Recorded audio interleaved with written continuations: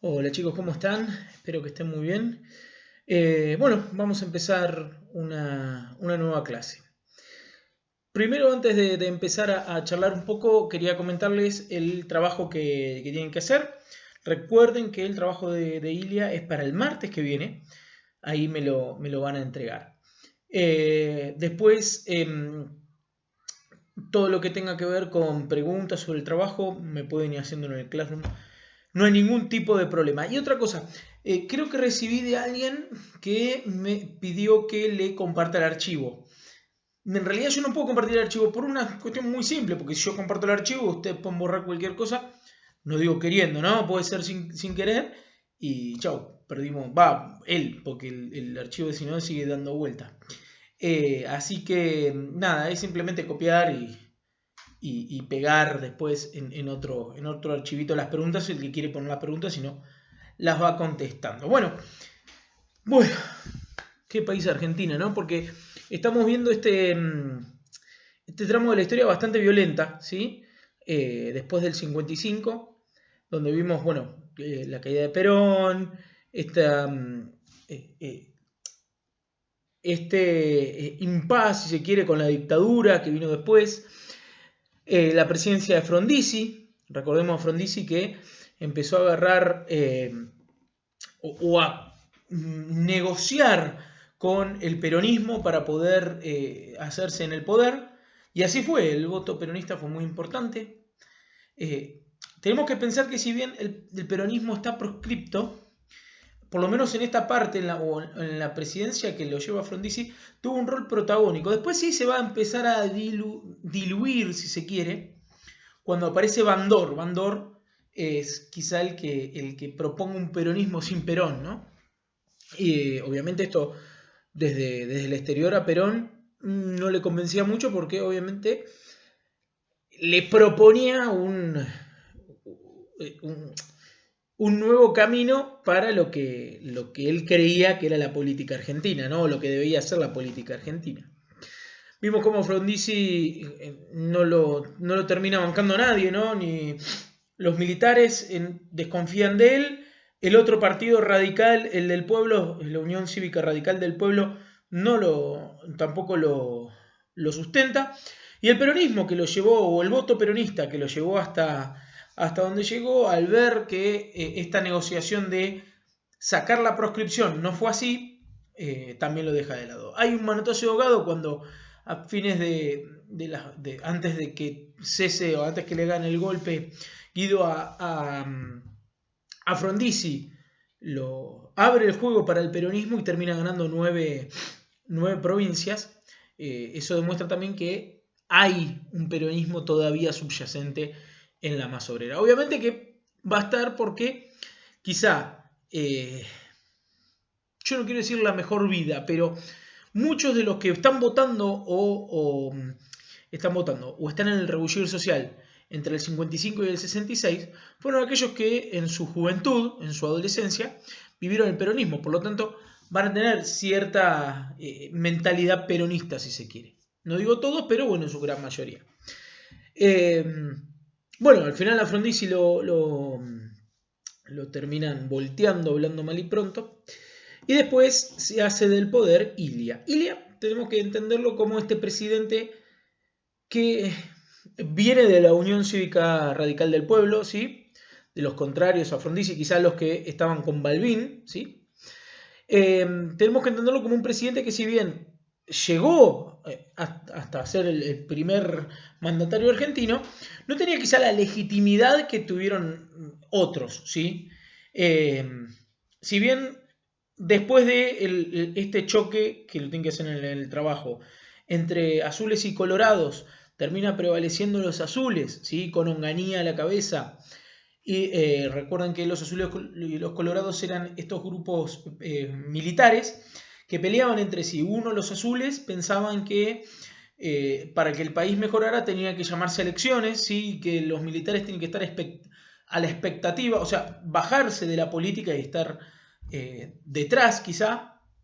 Y los rojos decían que no, que lo mejor era que los militares manejaran el asunto. Terminaron ganando, si es que hay algún ganador, los azules, Y si bien Ilia está gracias a esta victoria azul, si se quiere, veía con muy buenos ojos a los colorados. ¿Por qué? Porque desde lo más profundo Ilia era antiperonista, por lo tanto iba a pensar que lo que lo sustentara en el poder, por lo menos en esos momentos en Argentina y en el mundo también, no tenemos que cerrarnos acá, estamos hablando de fines del 50 y principios del 60, la Revolución Cubana, la Unión Soviética, ¿sí? Muchos eran sustentados por el ejército. Bueno, Estados Unidos tenía un ejército increíble en ese momento y básicamente, si bien estaba un poco tapado lo ocultaban un poco con esto de su liberalidad o de su democracia, ¿sí?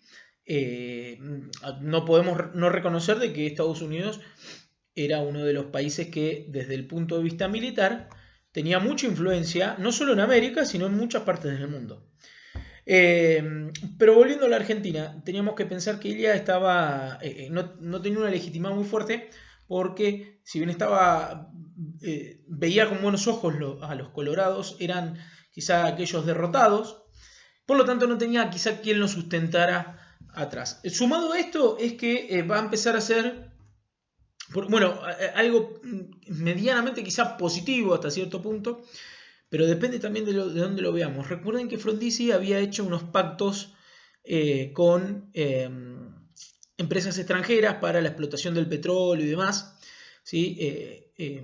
Ilia los va a volver atrás, ¿sí? Va a anular estos pactos, sumado también a que va a crear una política social, ¿sí? Bastante enrarecida y no muy feliz, y obviamente que la crisis económica y política que no se terminó de solucionar, porque crisis económica y política después del 55, es más, abro el juego, después del 52 más o menos, es cuando empieza a haber realmente una crisis de identidad política. No hay que asustarse porque eso pasa a lo largo de la historia, pasó en todo momento, por lo tanto siempre va a haber, como dice Foucault, un pensador francés del siglo XX, para cada estructura de poder va a haber un poder antagónico que luche, ¿no? Básicamente siempre va a estar esto. Es muy difícil encontrar, por lo menos en la historia argentina, un gobierno que estuvo todo a favor, ¿no? Por lo tanto, Ilia, si no tenía legitimidad, no se iba a sustentar mucho. Si bien hay algo curioso con Ilia, que es, con la gestión de Ilia, ¿no? Que cuando los derrocan, ¿sí? La gente estaba convencida, la opinión pública, si se quiere, estaba convencida de que está bien, había que derrocarlo, pero si uno pensaba, ¿pero por qué lo derrocamos? ¿Qué hizo de mal? ¿O qué cosas no conjugó bien para la política, para la economía, para todo lo que tenga que ver con lo social, la política exterior, lo que fuera? No había muchas excusas. Sí había un gran trabajo de los medios de comunicación, ¿sí? Pero esto tampoco es nuevo, ¿sí? No sé si ustedes lo vieron el año pasado, pero a Irigoyen, en el primer golpe militar, allá por el 30, también Natalio Botana, que era el dueño de uno de los periódicos más importantes de Buenos Aires, es más, en un momento estaba pensando comprar el New York Times. El New York Times, para que se den una idea, es uno de los diarios más importantes de Estados Unidos, ¿sí? Para principios del siglo XX, un argentino, Natalio Botana, casi compra el New York Times, para que se den una dimensión de lo importante que era este personaje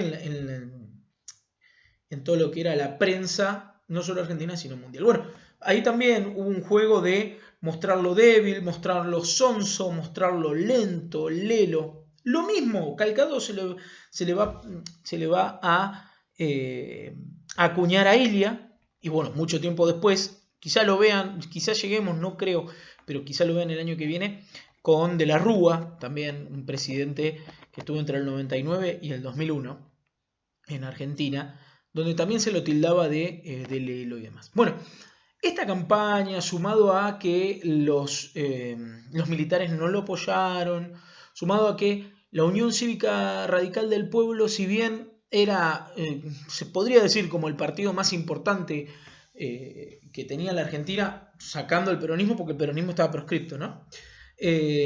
No era muy poderoso, no tenía mucha legitimidad. Era, se veía a simple vista que estaban por derrocarlo, y así fue en el 66. El que lo derroca, y esto es curioso, pero está ahí nomás, va a ser Onganía, aquel que tiempo atrás, estando a la cabeza de los azules, peleó por que se democratizara Argentina. Bueno, ahora hace un golpe de Estado. Un golpe de Estado que hasta al principio estaba más o menos bien visto, inclusive Perón piensa en Onganía como alguien con quien pueda negociar o alguien con quien se pueda acercar políticamente. Hasta cierto punto va a ser quizá bienvenido, pero después van a empezar a ocurrir hechos, como muchas veces pasa en las dictaduras, hechos de violencia y de coerción desde el gobierno. ¿Qué es la coerción desde el gobierno? Es cuando el gobierno obliga a, ¿sí? Uno de los hitos más importantes que va a tener desde el punto de vista violento es la noche de los bastones largos, cuando en el 66 va a entrar con la policía a las universidades, cosa que no es legal, o sea, es anticonstitucional, porque ya desde el 18 se venía con la ley de las universidades que se autogestionan, por lo tanto la policía no puede entrar, es como si fuera un estado dentro de otro estado, si se quiere, hasta ahí nomás. Quizás muy exagerado ese ejemplo, pero para que más o menos se entiendan en las universidades. Y entraron obviamente por algo que se llama las noches de los bastones largos, a pegar con unos bastones de madera bastante largos que tenía la policía en ese momento, y a desalojar tanto estudiantes como profesores y demás, golpeando mansalva. Yo les voy a dejar unas fotitos como para que vean cómo fue esto, ¿no? Cómo el grado de violencia que se daba en ese momento. Pero bueno, también hay que hablar de esta dictadura que se suma, ¿sí?, al gobierno, o empieza un gobierno, intenta organizarlo y propone 3 tiempos, ¿sí? Una especie de organización política, social y económica, ¿sí?, que hasta cierto punto le da resultado, pero en realidad termina no siendo así. Yo les voy a dejar un video, ¿sí?, para que vean esta cuestión de cómo fue cómo se inició esta dictadura. Así que quiero que también lo vean. Pero bueno, ya estamos entrando en una parte de la Argentina donde, si bien el peronismo con Bandor estaba receloso, o sea, Perón estaba receloso de este peronismo sin Perón, estamos viendo cómo de a poco se va construyendo de vuelta el poder de los sindicatos, ¿sí? La CGT siempre va a estar como termómetro político, ¿sí? Acuérdense, la Comisión General de Trabajo, que aparece con el peronismo, que nuclea a los trabajadores, ¿sí?, a los obreros, que nuclea lo acabo de decir y se me olvidé, pero bueno, no importa, a los sindicatos, ¿sí? Va a ser el termómetro político en el sentido de lo que pase con la CGT es lo que más o menos va a pasar con el país. Si bien es una parte interesante de la historia, repito, es una de las partes quizá un tanto violentas, o bastante violentas, de la historia argentina. Si es que en algún momento hubo algún momento de paz general en la Argentina, que si lo vemos en lo particular no es así. Pero bueno, estamos entrando en esto desde el 55 hasta el 83, la República va a estar en crisis, ¿sí? ¿Qué significa esto? ¿Cómo la República en crisis? Sí, la República democrática, como la concebimos hoy en día, va a tener una crisis ahí, va a ser golpe de Estado, pocos años de algún mandato electo o elegido por las personas, un mandato democrático, otro golpe de Estado que lo frene, de nuevo un tramo de unos años de democracia, otro golpe de Estado. Se va a ir manejando así la historia de la Argentina. No porque estos gobiernos quizás no tengan la impronta para lograr durar un poco más, ¿sí? Sino porque el poder real va a estar manejado por quizá los militares en este momento. Y si no le convences a los militares, es muy factible que se organizara toda una red de mate para bajarte. Pero bueno, vamos a ver ahora el video que dura unos pocos minutos y van a continuar haciendo el trabajo. Así el martes lo vemos, ¿sí? Bueno, chau chicos, hasta luego. Antes que me vaya, vamos a empezar, les voy a comentar algo que, bueno, esto va, creo que son los de quinto A, no sé si quinto B. Bueno, van a hacer, vamos a ser testigos o vamos a tener un profesor practicante, si quiere, un futuro profesor, un profesor va a hacer las prácticas con nosotros. Así que, bueno, más adelante les voy a dar un poco más de detalle, porque tampoco tengo mucho detalle yo, pero quiero que sepan que va a haber una dinámica bastante rara en estos 2 meses de clase. Pero bueno, les voy a explicar simplemente ahora para que estén al tanto sobre eso. Bueno, les dejo las fotografías para que tengan viva noción de lo que fue esto de la noche de los bastones largos, y les dejo un pequeño resumen de lo que fue la dictadura, o en realidad los inicios de la dictadura de Onganía. ¿Sí? Terminen también el trabajo. Hasta luego.